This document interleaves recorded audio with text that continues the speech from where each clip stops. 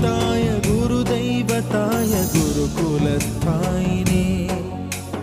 गुरुविक्रमाय गुह्यप्रवराय गुरवे गुणगुरवे गुरुदैत्यकलक्षेत्रे गुरुधर्मसदाराध्याय गुरुपुत्रपरित्रात्रे गुरुपाखण्डखण्डकाय गीतसाराय गीततत्त्वाय गीतगोत्राय धीमहि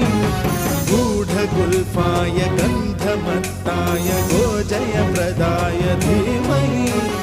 गुणातीताय गुणाधीशाय गुणप्रविष्टाय धीमहि